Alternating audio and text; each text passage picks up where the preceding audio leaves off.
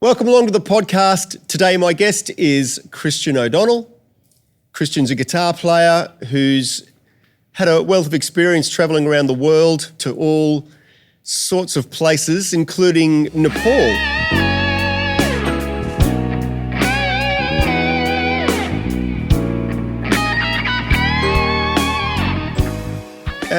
Christian, you've got a slightly English accent. I would presume you started out life in the UK. You would presume that. My parents are English. They came over on the boat.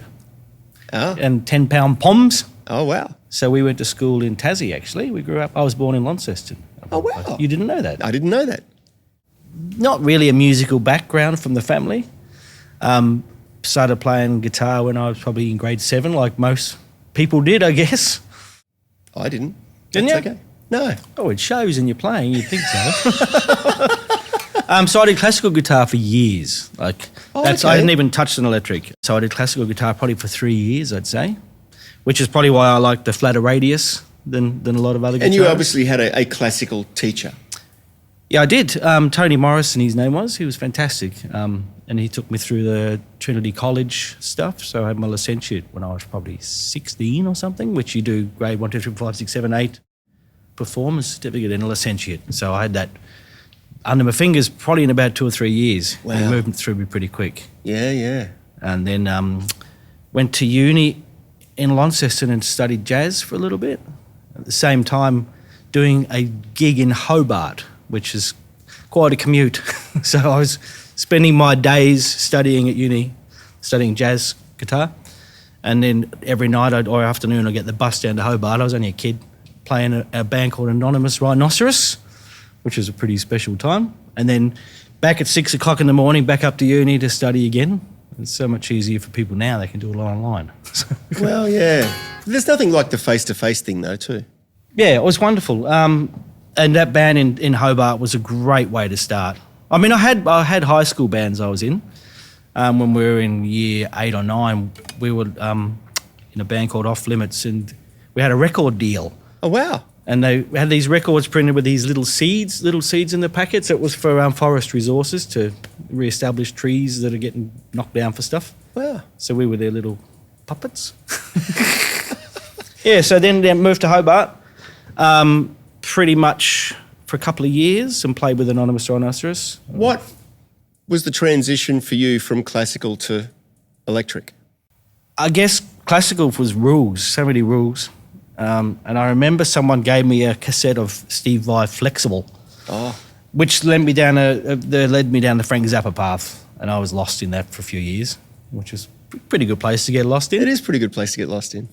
And then I figured you could just break all these rules that I'd just been learning for years, which I'm still trying to do now, but not too often, hopefully. You obviously know the rules. That's one of the things that's... and you use them very, very well to your advantage, I think. Well, I tried for a lot of years to doing scales and things. Like when I was young, I was 10 hours a day for years. Like as much as I could, just play. And now I try to forget everything I've learned. I think that's a good way to go for me. Then I'm not thinking, it's all instinctual. It doesn't work for everyone, and it doesn't work over really tricky chord changes. Wow. Yeah. What age were you when you moved from Launceston to Hobart? 17, I guess, 18, around there. And the band Anonymous Rhinoceros were fantastic. So the guitarist before me, Andrew Page, who's now Hans Zimmer's right-hand man, and the guitarist after me in that band is Justin Sandico, who's got a YouTube channel with millions of subscribers teaching songs. I missed out on all the stuff. They did all the big things. No, you've done some nice things though. Yeah, and I was in that band for a couple of years and then decided to come live up in Queensland. Had a little stint in Sydney. Wasn't for me. Didn't like it. The big city? Didn't like it from there, yeah. But came to the Gold Coast. I think I met you in mid-90s. Wow. When you used to play in the front bar at the Rose and Crown. Solo gigs. Wow. Remember those? Yeah, vaguely. Yeah. With your red Strat. With my red Strat. Yeah, it's a beautiful guitar. That's when there were so many gigs on the Gold Coast too. Yeah, it's changed, unfortunately.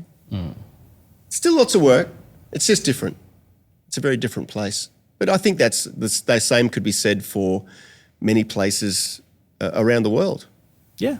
Definitely. Times have changed. Or people have diversified their time with all the other stuff now. Well, social media's changed a lot. The people used to go out to catch up with people. Yep. You see people face to face, and there was no other way of interacting generally back then. And now... In a horrendously loud bar with sweat dripping off the ceiling with smoke. And it was... Oh, yeah. Yeah, because cigarettes were still a thing. So it made all those old... Cigarettes. Made all those old Gibsons yellow, wasn't it? That's a new one though, isn't it? Is that an R9? No, it's a... Yes. Yep. It's got a bit of a special story, that one. Okay. Just a quick interruption to say thank you for watching the podcast. Please hit the subscribe button. It's very early days for us and we're trying to grow things and you can help. Please share, hit the subscribe button. It makes a massive difference. Thank you very much. You moved to the coast in the 90s. What did you do once you got here to the Gold Coast? But like everyone did, we just played in surfers a lot. I was of that age that I'd love having beers with my mates. And did you know people that were here? Or? Brett and Will had a band. I don't even remember what it was called. William Ashworth and Brett Ashley Hanson, they had a band. And Todd was playing drums in that as well, Todd Burns. Yeah. So, yeah. Did you know Todd? Or did you meet Todd? I met him pretty soon coming to the Gold Coast. Very talented drummer. You pretty much established a group of people pretty quickly once you got here. Yeah. Do you find that making connections with other musos quite easy? Yeah, I think it's very easy for musicians. We've all got something we're so passionate about. It's easy just to leap into it. I mean, you and I, for years, have talked about pedals and guitars and amps. And yeah, we can That's true. We could talk for 10 hours about this, I think. And we've owned nearly all of them, haven't we? Well, I haven't. Not pedals. Guitars I've tried. I've still got a few that I haven't acquired or don't know if I ever will. We'll leave the pedals to Chris Palmer. We'll leave the pedals to Chris Palmer. He's got them all, hasn't he? I think he's had them all. Yeah. I don't know if he has them all now. I know he's got a good collection. He's a beautiful player too. He is a beautiful player. It blew me away, actually, his ability to play keyboards and stuff as well. He did. I didn't know he played keyboards. I didn't know either. And just after COVID, when we came and recorded here with Janess, Craig, Darren Muller, and he came and played keyboards and killed it. Yeah, he's a talented dude.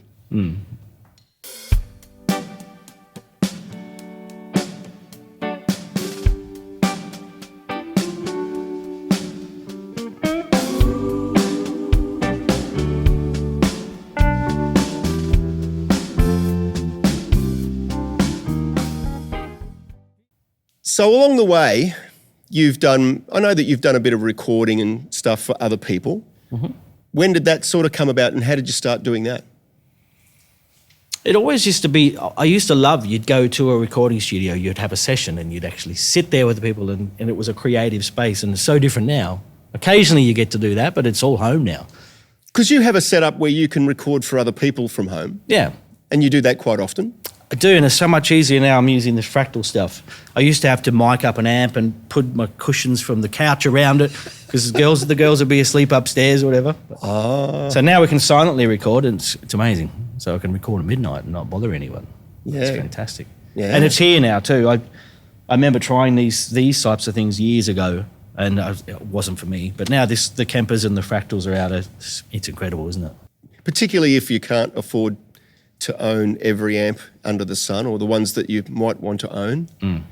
They're a great, we'll say compromise, but I think the compromise is becoming smaller and smaller. It's a little like digital photography, I guess, and cinematography. It's, in the pixel world, it gets past a point perhaps where your ears don't feel it or hear it, but your fingers, you can feel it. Which is something we spoke about before we started rolling, is doing the digital thing, but having some relationship with the speaker and moving of air makes such a difference. Yeah, so today you've brought in a new toy. I call it a toy, but it's so Fender have made an amp that's a full range system, basically. So you can plug a Kemper or a Fractal or a Helix or whatever. Mm-hmm. I mean, because Fender now have their own Tone Master, I think it's called. Yeah. Which I've not tried, but I'm sure they're great. Yeah. So you're using that to play your guitar through, or it's just basically for monitoring? Yeah. What I love about it is it actually feels just like an amp. It looks like an amp. And if I want to change I'll put a picture, because I think it might be hidden from the cameras behind you where it is. It's got knobs. It's got knobs. I'll put a picture up so people can see what it looks like. I just find it wonderful at a gig. If I need a little less bottom end, I don't have to go into page 5 down here. I can just get back there and turn a knob. And so because we're running in stereo, Christian's also got a EV wedge beside him on the other side to get the stereo vibe. Oh, it's heaven here. It's beautiful. So that was kind of up until about 2003. So I did about 7 or 8 years in Gold Coast and Brisbane and those areas. Yeah. And then I met my wife, Donkey. She's from Bristol in the UK. So there was a connection there? Yeah, I guess. Maybe. It was just true love. But, I just find it really funny that two people from the UK come to Australia to meet each other. That's cute. So for visa reasons, Donkey had to go back to the UK. So I didn't know what to do. I jumped on a plane. I had dual passports, so I could go over, come and go. I just jumped on a plane and proposed at Heathrow. Oh, wow. And she said yes. That was a long flight, wondering what I'm going to say, and I don't even remember what I said. So, but she said yes. So we lived in Bristol for 7 years or something. That was special. The music scene there was out of this world. So how did you find that transition? Quick. The very first day I landed in Bristol, went into a music shop and was playing, and the guy in the music shop said, "Do you mind if I call a friend up?" And he called a friend up, and Jim Barr from Portishead came down. We sat, talked, had coffees, and then I just met him and hung out, recording with him all the time in his studio. So, wow. Yeah, just with great musicians. And I guess having done all those years of scales and things, Portishead is such a different world, like soundscapes. And that taught me so much about what my role could possibly be as a guitarist, as well as traditional guitar playing. So, yeah, that was a great place to be, for me at that time anyway. Yeah. Something I've never really spoken about. So. No. What other things did you do in Bristol? I was playing with a great friend, Alex Taylor. He's a great songwriter over there. His dad is a beautiful jazz pianist. He passed a few years ago. And his brother, Leo Taylor, plays drums for everyone. Played on Rolling in the Deep. Played on Ed Sheeran stuff. Oh, wow. He's all over everything over there. He's great musical family. So I played with him for a few years, just around Bristol. Great fun. Yeah. Too many beers, lots of laughs. It was really wonderful. Yeah. That is wonderful. And then what prompted the move back to Australia? We thought we'd come back for a few reasons. My parents are here. My son is here. And we wanted to have a child in Australia. It's warm. It's much better. It just rains all the time over there. As much as I love the music scene over there and the culture. And the pub culture is wonderful, but it just rains all the time. Yeah. So we came back here to have harmony, and it was the greatest thing we did. And our mum and dad can see her all the time. See our son. It's like, it's quite wonderful. So. Yeah. And we get to see you. Yeah, well, what? So you're back in Australia. What musically happens and how do you make that happen from there?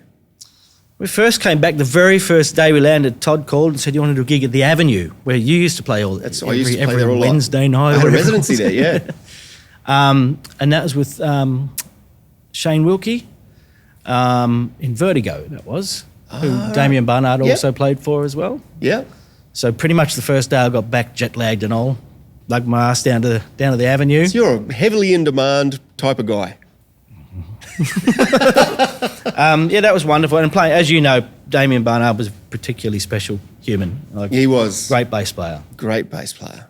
Great bass player. And it's one of those people that, for me, he brought something to the band that was unquantifiable. It was an energy level. Just in the way he played, it was the energy level was automatically 10, 15, 20% more than without him there. Here's where we are. It's like, it was spectacular. Yeah, he was. And I think one of the first times I saw him was with you in the Rose and Crown, and you were wearing bib overalls and upside down mic stands or something. That was the band, the Bizarre Gardening Accidents. Is that why it's the accidents now? That's why it's the accidents. Okay. Yeah. We just shortened it wasn't so bizarre anymore. You didn't want to spend 4 hours setting up vines and things anymore. Yeah. Well, things go through, changes happen. Yeah. Damien moved on to do other things and it wasn't as bizarre without him. Yeah. And Wazza was in that too, I think. Wazza was in that too, the yes. three of you, yeah. It was a great lineup. It was a fun band. We did some great gigs. They were great. Yeah. You've actually done a few varied things. One of the things that you made happen for yourself is working with Toni Childs. Yeah, so Harmony was probably about 5, and because Shane Wilkie was giving us so many gigs with Vertigo, I didn't have to think about booking gigs or touring or anything. So for those first 5 years before she started school, we spent as much time as we could with her. It was wonderful. Go and do my gigs at night, hang out during the day. Beautiful. And then I was doing some corporate gigs with Andy Mammers from Sydney. You know Andy from the Annie Beach. Yeah. And him and Billy had a connection. Karen Lindsay, who's a PR person up here, she was close to Toni as a PR person.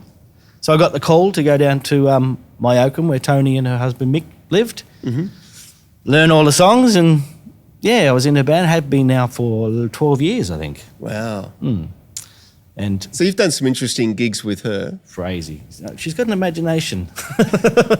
So tell us about the trip to Nepal. So obviously there's been gigs all around the world, over to New Zealand and all around the world, but Nepal obviously was something very special.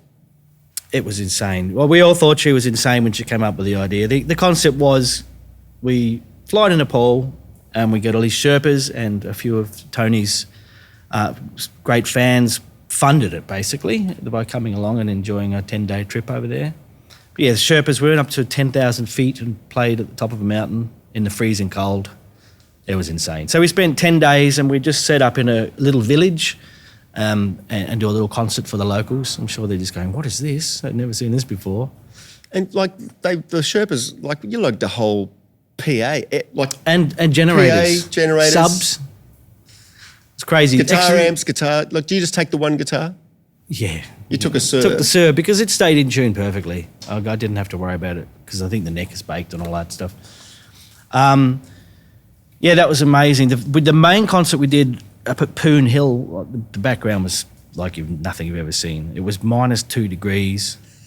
And the captain of the village would bring you a hot cup of tea in a metal cup and he'd hand it to you, get electric shock because we're attached to generators. We're going to die, am I going to die? It was crazy. And he was an Olympic diver. So an Olympic diver who lives in Nepal. Wow. So we did that beautiful concert and trekked around, and then we flew back to play at a festival in Bali, and while we were in the air from Kathmandu, the atrocious earthquake happened in 2015. So where we had just been. We'd seen villages the previous week and met all these beautiful people and decimated just overnight. Wow. We all broke our hearts to know where we'd just been.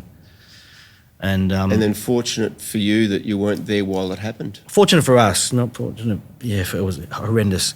So we did a festival in Bali and we flew back, and Mick and Toni put on a benefit concert at Crystal Castle, made a couple $100,000 or something, and with their own money flew back to distribute it to the villages, spades and whatever to get things moving, and because a lot of the money that was being raised for that never made it. The government were pretty dodgy over there, and just some of the beautiful people we've met and some of the beautiful places we'd seen, just to know that was all flattened. It was horrendous. Yeah.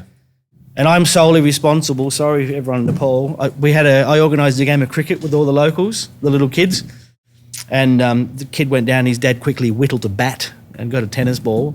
And I was, when you're wicket keeping in Australia as a kid, and you move the wickets. I taught them how to do that. They thought it was hilarious. We couldn't communicate because of our language barrier, but they thought that was hilarious. So they're probably still doing that today, and I'm sorry, everyone in Nepal. Yeah. So the fact that they could go back and raise all that money for them was spectacular. It was, it's the least we could do. Yeah. Yeah. So you took a Sir guitar over there. That I remember when you first bought it, because you brought it around. He goes, "I don't like this guitar. Do you want it?" Yeah. And asked me if I wanted to buy it off you. And I convinced you to keep it, and you kept that guitar for quite a long while. And I think you grew to love it. Probably 8 or 9 years I had that. And the tone is what got me. The tone was probably more special than anything I have now. Oh, okay. But I never really got along with the neck. Ah.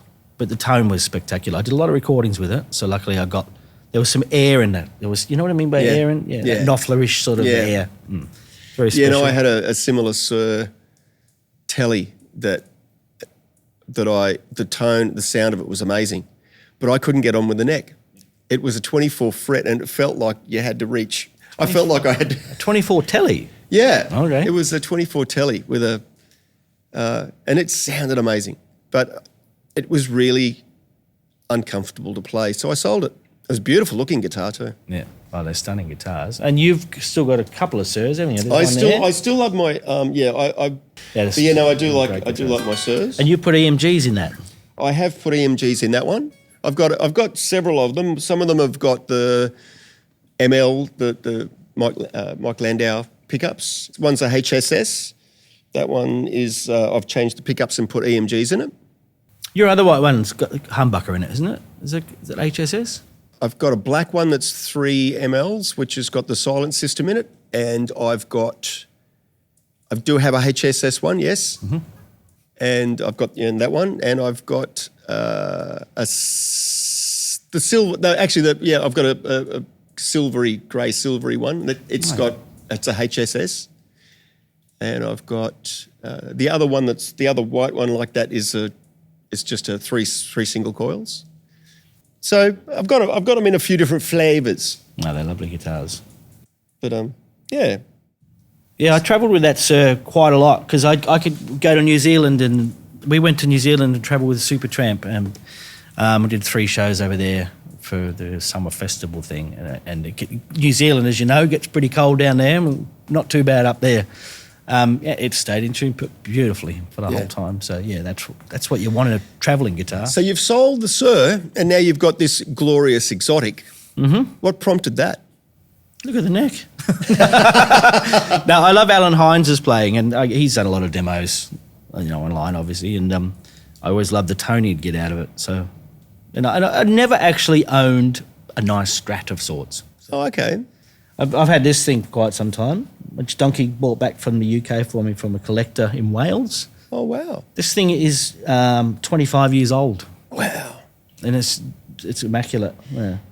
So this has probably always been my kind of number one. Like when I toured with it last year with Toni, we toured with the Chords and Natalie Imbruglia, and I used this.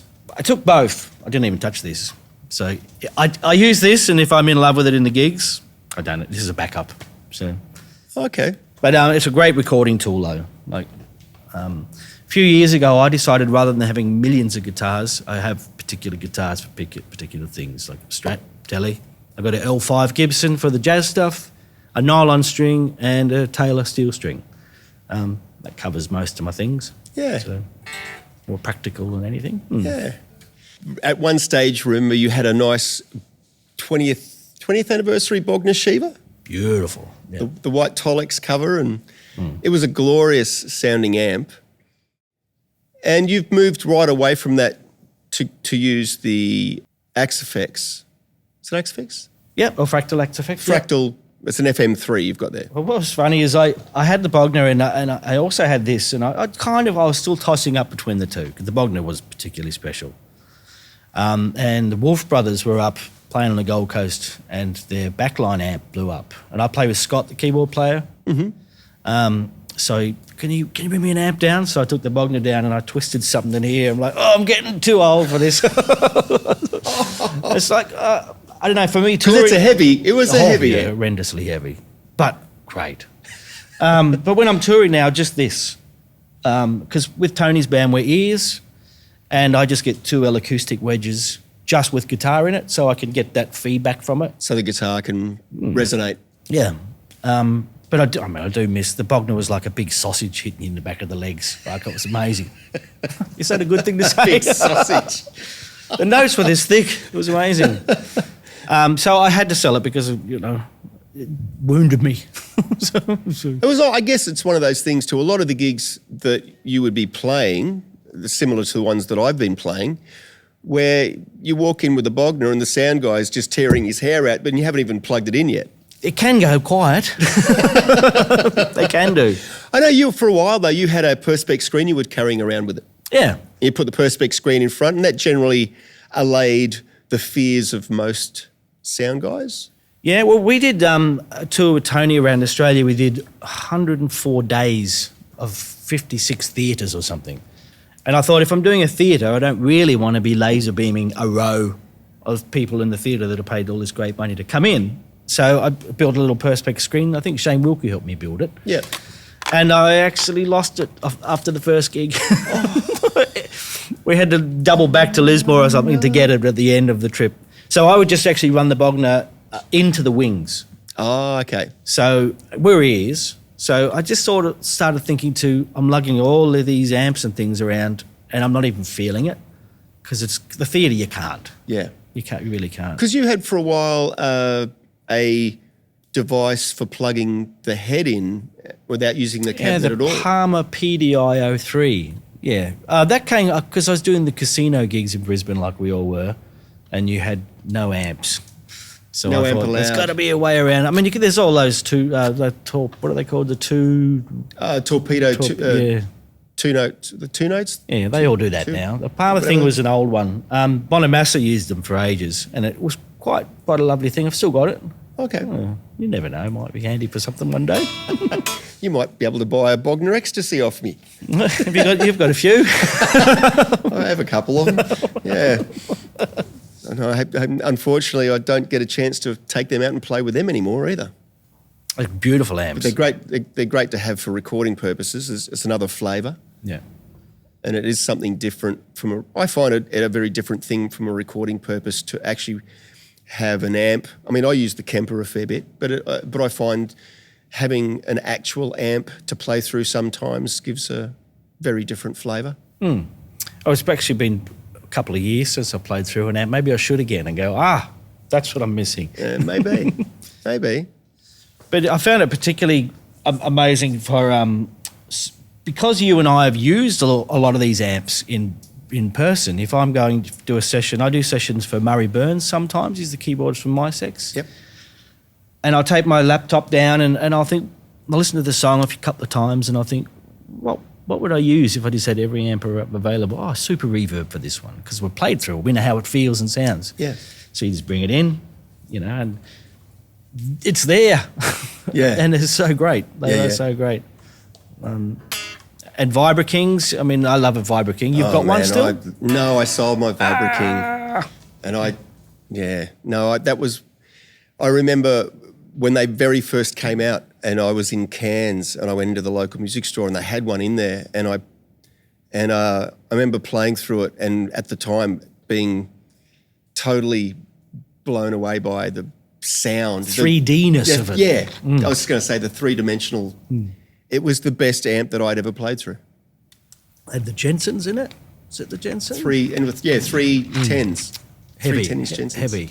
Heavy. The Very super heavy. reverbs, they're crazy heavy too. Yeah. I guess my point being is having the chance to have tried those amps for years like you and I have, when you are in a situation of what amp would I use? I'll just use an AC30 for this one. And there it is. Yeah. Is it as good? I don't know. I like it, and I'm pretty happy with it.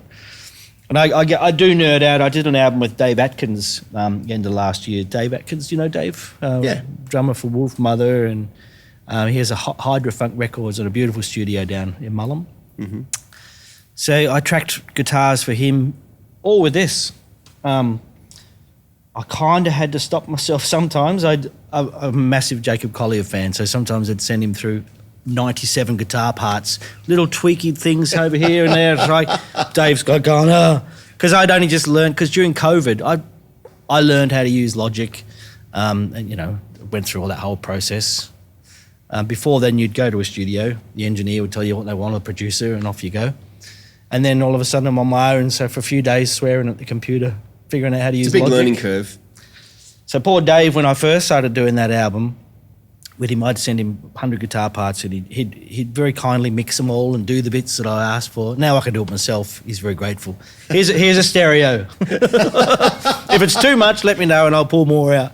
I'm not saying there was necessarily a lot in it, but like lots of little subtle stuff. All that atmospheric thing that you'd learnt about. Got a lot of rabbit holes. Let's have a little bit of a listen to some sounds that you get out of the FM3. So I don't really have a lot of effects or anything on here. I try and treat it like I would an amp. So my main clean sound is a train wreck. You're familiar with those? Mm. And with a plate reverb. One thing I got from spending time in Jim's studio in Bristol, he had a real plate EMT 105. If you've ever played guitar through one of them, it's the best reverb you can ever have. Yeah, wow. So hence the love for plates. And so you've got, on your pedal board there, you've got the Jan Ray Vermurem. Yep. And what else is down there? You've got a foot pedal for volume. And a tuner, because a tuner? I don't really like the tuner in this. I've always loved the Peterson tuners. Takes a while to get used to, this strobe thing. Yeah. But it's just incredibly accurate. Yeah. And I found out the hard way. I was on a concert with Toni and it's polarised. So if you're wearing polarised glasses and you look at this, you can't see it. So found out the hard way there. So what do you use the Vermurem? What do you use that for?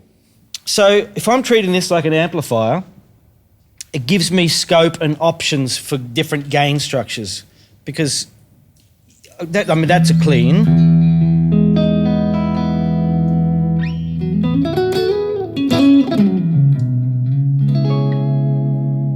Very nice. So just treating it as a very subtle overdrive.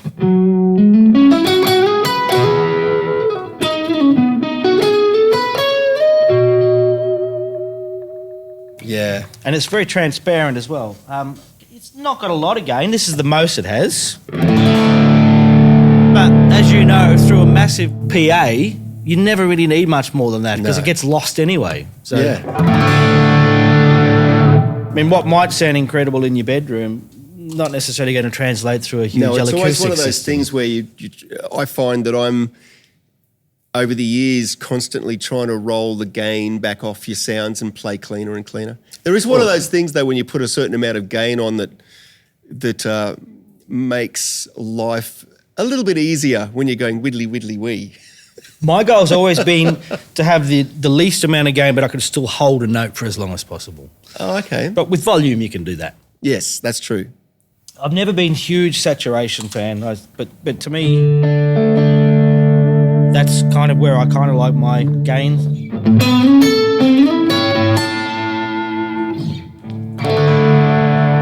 They are expensive, the Jam Ray, but they are beautiful. I remember that because I love the way, I love the sound that you get out of it so much. I bought one.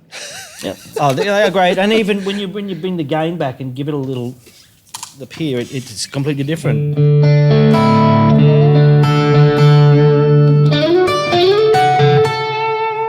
So many people have done demos on these pedals and there's no volume, bass, treble or anything, and they get the volume and the gain around the wrong way when they're doing demos on them.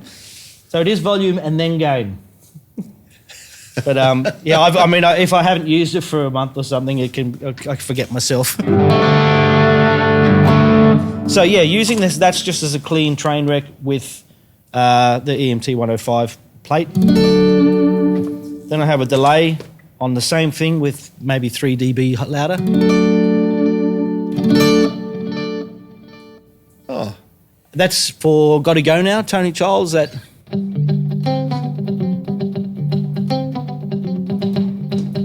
it's 107 BPM, so it sort of sinks in, stereo stuff.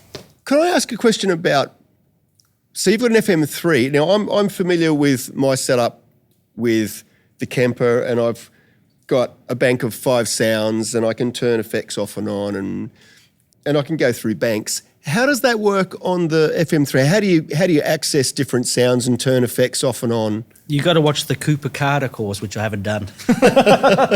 I truly only use this for. So use it basically. You've got it set up so it's the 1 amp. Yep. And then what do the 3 pedals do? The 3 buttons. So I just have. I literally only have three or four sounds. I have the verb, delay, a chorusy thing,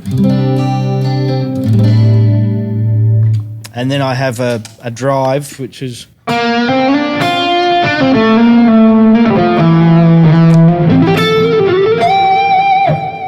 Which I don't use very often. A couple of songs for the screaming solos, but most of the concerts I do, you're not doing that sort of solo anyway. So when you're hitting the button there, and you had it on the gain sound, and you've hit the button to go back, that just goes straight back to your clean sound? Yep.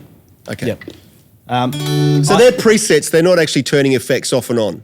No, I don't have any of that on here. I've just built 4 sounds that I love. Okay. And that's it. So you've got 4 sounds, but you've got 3 buttons? Well, I can hit that one twice, and that's my clean or delay. I mean, there's so many other things you can do. Okay, so you can hit a button twice and it okay, that's pretty cool. But I've deliberately set this up with my volume pedal in the front rather than in a loop so that I can get varying degrees with the Jan Ray.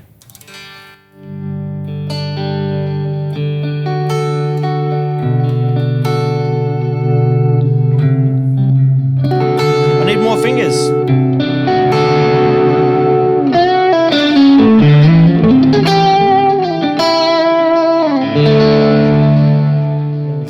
It's quite sensitive. Yeah. So I am trying to treat it like an amp. It's very responsive like an amp. I would love to try a train wreck. I've never tried one, but it's my favourite preset in there.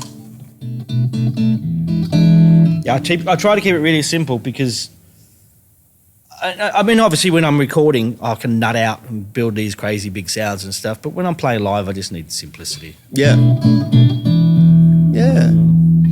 Where you're doing songs where you may have particular delays for a song. Yeah. So, let me see now. What am I going to... So many choices. So, left this plugged in for me. Geez, you're wonderful. So, yeah, I mean, I have specific things that...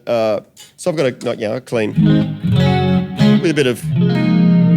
Compression and chorus? Yeah, a little bit of compression and chorus. But I've got the Klon, the KTR, which gives me a little bit of that as well. And that just stays on pretty much permanently. Pretty Then special. I've got a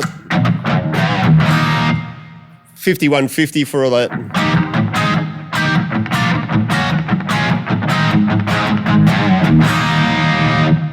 And then what else have I got in here? I've got a couple of special things for doing the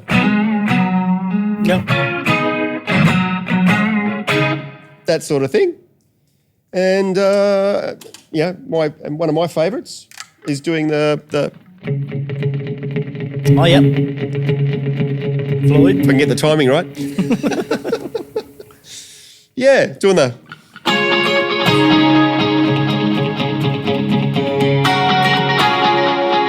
So for example, what amps are you using for that? I have no idea. Just one, whatever that number is. I'll have to have a look inside it. Actually, I can tell you it's... no, I can't tell you. I know that I've got... I pretty much use... I think it's about 3 or 4 different amps. The clean stuff is generally a Fender Deluxe, generally. Good choice. The distorted sounds either come from a Plexi profile or a 5150 profile or there's a Friedman profile and a Boogie profile. And I've got different flavours. Those Friedman amps are great. Have you ever played through one? Yes. The BE100, I think I tried. Yes. And a couple of other varieties of the Friedman as well. One of my favourite sounds in there, which has a little bit dynamic, sort of like the train wreck, is Dr. Z. Oh, great. Yeah. Yeah. So I've got this Dr. Z sound that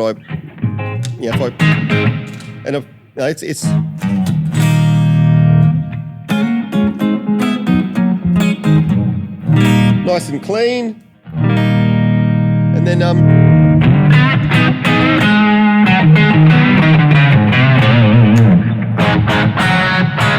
but yeah, it cleans up really, really nicely.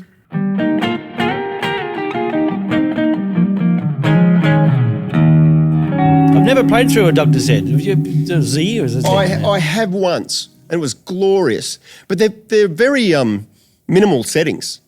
So it's just, you just sort of, plug it in, turn everything on 10, and then everything comes from the guitar and your playing dynamics. That's what I like about the Morgan amplifiers. They're very minimal, but the circuitry is lovely in them. Yeah. So touch sensitive.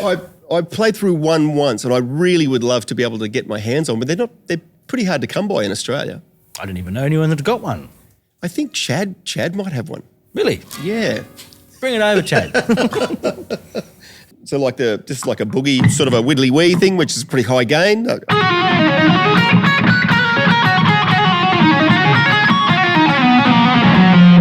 I can, play legato, runs quite easily because it's quite heavy gain. Yep. And that's pretty much it for me. And that's all with the clon on top of everything. It's just always on. The clon's always on. I mean, if I really want to, how are you setting it though? Is it quite flat? It's pretty much with the gain almost completely off. Mm-hmm. The tone's just a little bit past midday. Because the idea of the Centaur is... And the gain structure is pretty much set, so if I turn it off, the gain stays the same. The Centaur is if you set the knobs a certain way, it's almost like a bypass, isn't it? Yeah, but apparently it does affect the sound of the guitar. I think that's a lot of guys use them. No one's taking them out now, though. $10,000 or something. Oh, well, I wonder who owns Jeff Beck's now. That was pretty much apparently a very big part of his sound. I'm a massive Jeff Beck fan. Do you remember when he played with Roger Waters on Amused to Death? The intro song on that, the Ballad of Billy Hubbard. Do you remember that? Have you ever... Has this beautiful ghosty sort of... I don't know if I can get it with this...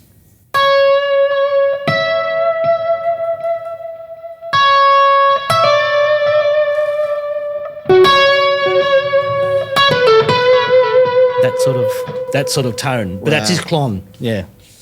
Yeah. Yeah, I love his playing. Loved his playing. Amazing. You're not now playing this and you've got that particular guitar. Mm-hmm. Do you find... I know that you had to borrow a guitar from me for a certain gig that you had. Mm-hmm. What was that all about, and why did that come about? So Todd Burns got Aaron West and I to go and do an Elvis show, and we're in the pit reading the dots. And I took this down because it's pretty versatile. But the hum, I'll see if I can sort of emulate that. I probably know. You might hear very that. Quiet. But times by 10 in that theatre. Yeah, and some places just have really badly wired electricity. Yeah, and if there's a hearing loop, I've noticed, because doing all the theatres too, sometimes they switch it off and it's fine, and then people with hearing aids can't hear anything. So we decided, I just thought I'd ring you. You got every guitar. What's your quietest guitar?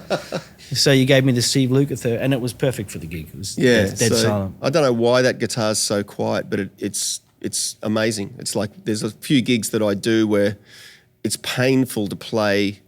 Well, it's painful to play a guitar with single coils in it. Yeah. And I just generally take that guitar, and if I really have to, I play. It's another one of those guitars I love the sound of, but I don't love the neck. So you can't take it to Twin Towns. Well, I do take it to Twin Towns because it's the right guitar to take to Twin Towns. I mean, this guitar, I find it really funny. It's similar to what you have and it has the humbucker in the back, but amazingly, in a place like that, the sound is still very noisy and buzzy and hummy. I think it's places with hundreds of poker machines. You got all that three-phase everywhere, and that could possibly be it. Neon lights everywhere, and all the rest. That could be it. I find casinos can be noisy too. Yeah.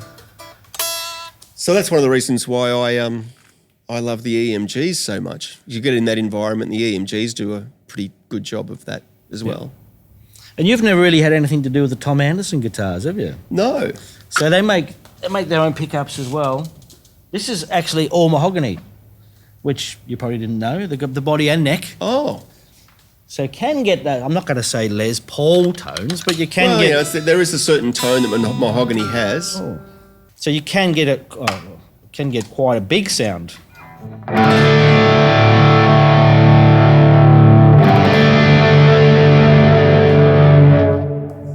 Subtle. Didn't break it. But this guitar is particularly beautiful. It's.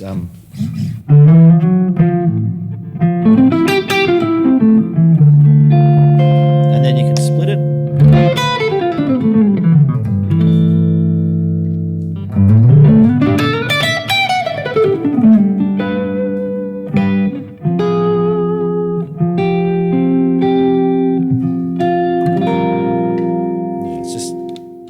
So these shapes that you make where you've got quite large stretches, does that come from the classical training or where does that come from? Messing around, not thinking.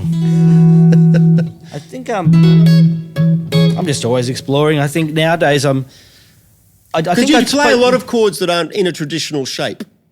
That's one of the things that's really noticeable when you play. I may have done quite a few gigs with people that are doing the chords, so I just figure extending their chords is the way I kind of think.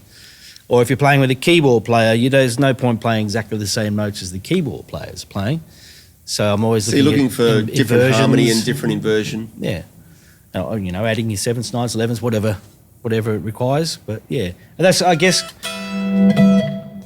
the difference between me and you is you're often leading a band and playing the chords and everything. And singing. And I don't want to have to think too hard. Yeah.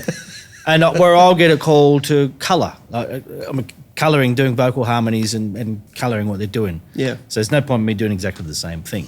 Yeah. No, it's really nice because it's you play a lot of what I would call unusual inversions, and they're unusual to the normal, I think, from a normal guitar player's point of view. Yeah, I don't know. I kind of split my time up in my personal practice time now between just fiddling around with chords. And to be honest, I said this to you a few weeks ago, I often just will put a movie on, and I'm sorry, Donkey, but yeah, I'll just sit there and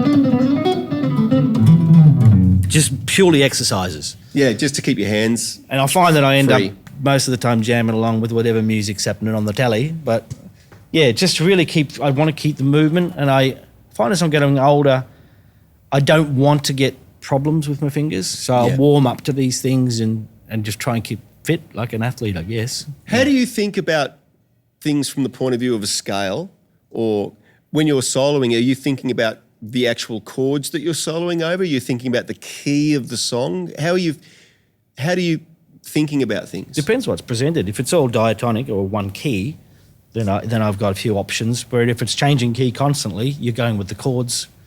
Just depends. If you're playing over a Miles Davis tune, you're going to approach it differently than you are if you're playing over C, F and G. So, but there's major approaches, minor approaches.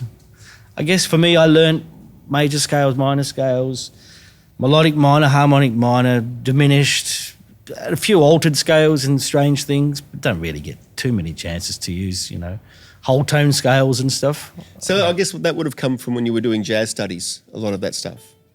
How did the classical teaching apply when you did jazz studies? Did they have crossover elements, or was it something completely new and different? Probably wonderful for technique. Okay. Probably first and foremost, and positions. And you do scales,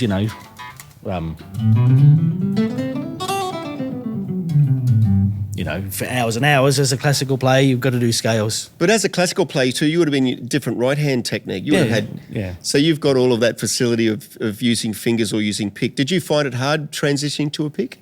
No, not really. But I'm always using fingers.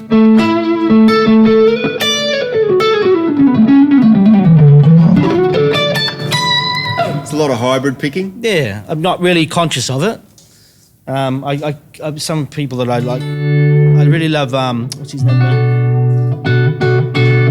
Brett Garsett is wonderful right-hand technique, and with picking fingers. Like I didn't really know that I was doing that until Brett lived on the Gold Coast, and I hung out with him a bit. And I thought, oh, hang on, I'm doing the same sort of thing, and it makes a lot of sense because you're muting. And you're taking control of the string rather than everything ringing out. Because I've never had one of these. One of the little muffle things. Yeah. But then you get those Matthias Asato. Have you seen him play? Yeah. Oh, God. The right hand technique is just phenomenal. Yeah.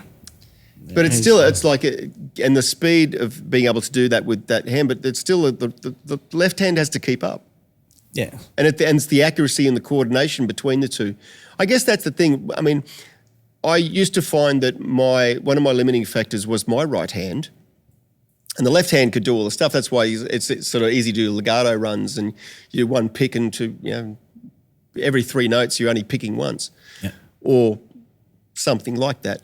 But I have found that as my right hand has gotten much better, and I've been doing hybrid picking and and working on finger. You've done a lot of work on that too. I have done a lot of work on it. But then it becomes a case of, well, it's okay for this thing to be doing it, but it is the synchronization between the two hands becomes very critical. That's why I'm happy to watch a film. If it goes for 2 hours, I've done 2 hours of something, just exercises to bring the hands together. And I've got to say, it's really noticeable because remember last conversation I had with you at some point you were talking about, so what have you been up to? And he goes, you said I've been spending a lot of time practicing. And then when I saw you play, it was just like, oh, wow, it was actually noticeable. Oh, that's good. I didn't waste my time too much then. As you get older, you get a bit lazy sometimes. And you don't think about... I don't. I keep going, I've got to figure out how to do that. And then when you see people like Matthias Asato and you go, I've got to keep going here. Yeah, I see guys like that and figure that I've got no chance, so what's the point? I don't think many of us have a chance. But in saying that, there's still, there's something to be said with B.B. King, just holding a note with such conviction. Yeah, it's the subtle nuances of it. I guess the argument and the discussion could be had about AI as well, and where we are with music and where we're going is, for me, Jacob Collier's kind of taken arrangements maybe as far as humans have, and then AI can take over. A large part of that, I think, and especially the enjoyment of that type of music is, I think the listener has to have, to some degree, a more developed ear. Yep. To be able to enjoy it and get something from it. So do you find that, because I know you're a massive Jacob Collier fan, do you think that his music translates for people who are less musically educated? Not so much. I went to his concert and everyone there is a musician. And that's okay. But in saying that, like talking about B.B. King or John Mayer's, he's to me brought that older blues generation into the new generation. I think he's done a great job of that. Yeah. Joe Bonamassa in a more nerdier way and so very, very well. But John Mayer, being a wonderful songwriter, has brought this next generation of guitar players into where we are now. He's blended it into a very pop vein too. And he's always amazing tone and feel and yeah. So it's sometimes you just want to hear almost nothing. You just want to feel emotion. Sometimes I just want to be so blown away. It just depends on the mood I'm in. Yeah. Maybe we should have a little bit of a play of something. So we just pick 3 chords and... Why not? You like your PRS here, don't you? Want me to grab this that's in E flat? Yeah, I'm going to play the Sir. I'm going to play the Sir. No, this always challenges me playing an E flat because it's not instinctual. Yeah. Well, I've done it for so long that it's not a bad territory for me to be in. What's tricky for me is when I hear a song, I can go, oh, that's a B flat, that's an A minor, that's a that. But when I'm in E flat, I go, oh, hang on.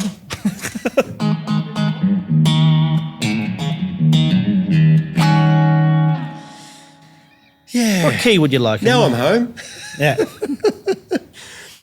So Christian's playing another exotic. This is an exotic that I purchased. Well, I got one, so he said, I better get one too. Yeah, I know. Yeah, was that, yeah. Oh, Christian. And this neck is stunning. You're going to stop buying things because you're a bad influence on me. This neck is just beautiful. I want to up or just neck on that guitar. I don't know. Can I steal it? No. Okay. I'll set your black one up for you. You'll love it after Right. I'll do some tweaking for you. And I'm going to take a spring out. My wibbly arm's too strong. But I don't use a tremolo arm very much. Yeah, no, I'm a big, I love the wobbly bar. Yes. All right. Chords. What's a chord progression? You pick a chord, first chord. What's something that's interesting? Let's do something that's a bit outside the normal, so that you've got to think about the chord change. When you say outside the normal, you mean Pat Metheny outside the normal? No, not that far. Okay. Not that far outside the normal. No, I'm thinking from the point of view of something where you've got, say, like an A major, and then when you go to the F sharp, it's a major. B minor? No, a B minor. And E7. And an E7. So,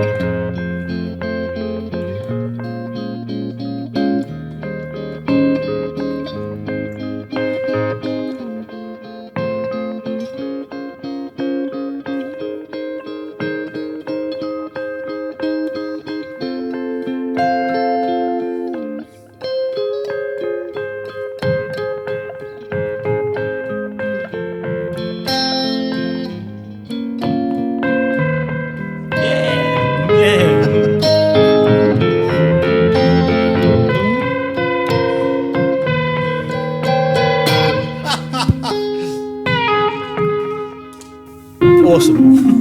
Love it. Yeah, I was just thinking, I reckon that go to... It was great. That was the best part of it. Beautiful guitar. where are we This. at? Beautiful guitar. This. So what do you see happening for yourself in the future? Hopefully simplifying everything. At the moment, I'm taking on gigs with great musicians that I have to prep so much for. I did a gig a couple of weeks ago playing bass with my friend Darren. And I play bass lots in the studio. And as you know, guitarists who go to bass, it can go one way or another. And I put a lot of time into approaching it as a bass player would, respecting length of notes, the way you're approaching. I think the big difference going from playing bass in a studio sense to playing at a gig is, in a studio sense, you're just learning and working out what you need to know for that particular moment of recording. It's very different from learning a whole repertoire of stuff that you've got to play over and over and over again. Oh, I find that I learn a whole repertoire for one gig, and then and then by the time you're very good at memorising stuff. It blows me away how wonderful your memory must work. Like I'm doing a gig with Mojo Dolls next week on bass, and I picked it up yesterday and started doing a bit of prep. There's 127 songs in there, and I'm not going to chart it out. I've done most of them on guitar, but I'm not going to chart out the bass parts. I'm actually going to commit them to memory, because if Dole wants to start a song, he shouldn't have to go, hey, blah, blah, and I'm on a page, blah, blah, blah, trying to find. I just play. Yeah. So, yeah, I guess you get really fast at seeing structure. Verse, chorus, bridge, da, da, da, da, da. So somehow I managed to have a photographic memory of what the structure is. And because I'd thank Abby Skye for this, another beautiful musician I work with. She'll, not so much nowadays, but early days, she'd put her capo on and Rowan Hems would be counting in, and she'd go, put the capo on the 6th fret. So I look at Craig and go, we're in this key now. So years of that gets you quick at key changes. Yeah. So, wow. So I'll put a little bit of a footage up of because I recorded a bunch of songs that you and Abby played together with Craig and Rowan playing drums. I never wanted to keep you all to myself. I just wanted to share in some of your precious time and let you know that you still don't leave my mind. Why'd you have to go and be selfish, baby? Why couldn't you see it was the perfect opportunity? I just wanted to ease your pain, but now we can't play that game, 'cause you're one of the lying kind. I guess I never thought she'd let it slip away. I should have seen you coming a mile away. But it felt real good to walk away from you the other day. Now I'm a renegade from your love.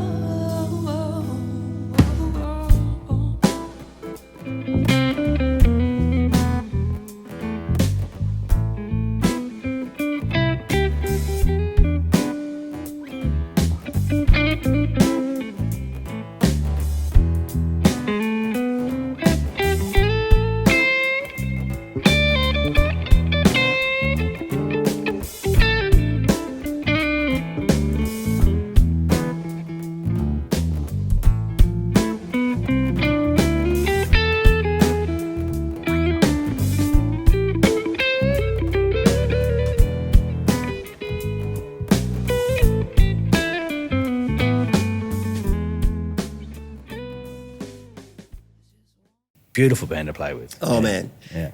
And, it was the songs just came out glorious. She's an amazing singer. And her songwriting's wonderful too. Yeah. Yeah. And great bunch of guys to work with. I mean, obviously... Funny bug. You played with Rowan too. Yeah, oh, man. What a talented man. Yeah. You know, another one of those... And then you pick up the bass. I think because he was playing drums for Phil Emmanuel, and didn't he have a go at bass on soundcheck, and Bill goes, "You're playing bass from now on." He's one of those guys. Then he pick up guitar and blow your mind. I love his drumming. I love his bass playing, and I think from many years of dealing with Rowan. He really wants to be and he's a great guitar player. Yeah, he sent me but something he a couple very of rarely nights ago. plays gigs he's doing solo gigs now. Yeah. But he loves diddly diddlies. Oh yeah, he's a big Lukather fan, yeah. like me. Yeah, he sent me through a video a couple of nights ago. It was fantastic. Just a little thing he did at home. What a player. Yeah. So you've got a son, older, and Harmony. Are they both musically inclined at all? So Jake's 27 now, 26. What a dad. He writes electronic music and it's stunning. Yeah. He plays a little bit of instruments, but he's a great arranger. Yeah. And do you know Simon Watson, singer? Yes. He was his high school music teacher. Oh, wow. Who Simon didn't realise until I was at Darren's 50th the other day. And he said had a lot of great things to say about Jake. So wow. He's very talented. And Harmony played bass for a while and was very good at it. But we're going through the teenage years at the moment, so we'll see whether she comes back to it. Yeah, my daughter did a similar thing. Played cello and then grabbed one of my basses and decided that was hers from then on in. Yeah. Did you get it back? No, Okay. I didn't get it back. Yeah, as long as Went she's and did still got piano it. lessons and all that sort of stuff. But yeah, went through the teenage years and somehow music wasn't as important anymore. Yeah. Did it ever come back? I tried giving her guitar lessons and it didn't work out very well. But she now plays guitar quite wonderfully because she went off and learned it of her own accord. Just needed to be on her terms. Yeah. Absolutely. Yeah, didn't like the structure of a lesson or having Dad tell her what to do. Yep. Which is wonderful now for people to be able to go on YouTube and just go learn that. I mean, it was great for us to have to learn it by ear or go back on the tape or record, maybe more so tape than record for me, but go back to, what was that part? You'd have to figure it out. Now you can just watch someone playing it. I think it's a really good thing. It's a double-edged sword. There are certain things that I wish that I had access to the tools that we have now. But a lot of the reason why I play the way that I do, which is different from the way that you play or different from the way that anybody else plays, and I figure I've got a little bit of something that's unique to me is because of the way that I learnt to play and using my ear and the certain things that I really enjoyed and therefore I play a certain way and you play a certain way. I think a lot of that has to come from listening, an ear and translating what you're hearing and translating that hearing to the way you express yourself on an instrument. Do you find when you hear guitar players play, you can, within your own mind, go, that person has listened to Alan Holdsworth and they're influenced by Jeff Beck or they're... Sometimes, you can not pick, all the you can time. pick a lot of their little... that's... sometimes. Not all the time. But yeah, sometimes. Some people do have a, like you can trace the threads of someone like John Mayer going back because you can tell he's listened to a lot of Stevie Ray and... Some people have asked me, like, how do you individualise yourself? And for me, it's always to be able to sing your notes as you play them. Yes, I know you're big on that.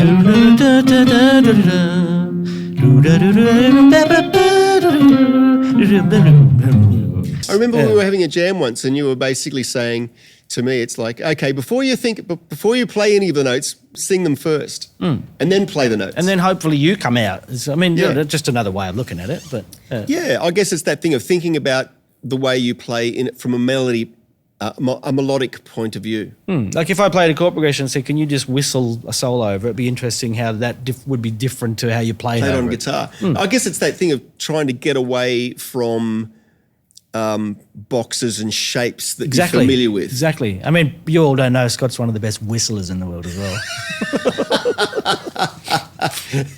We won't do it now. No, we won't. I'm going to wet my whistle. I think we've covered pretty much everything that we need to cover.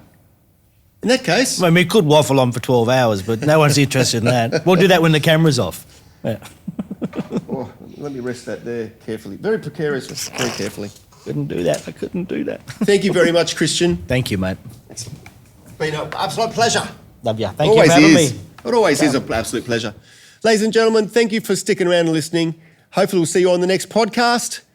Please thank Mr. Christian O'Donnell. Thank you, Scott. Bye. Cheers. Bye.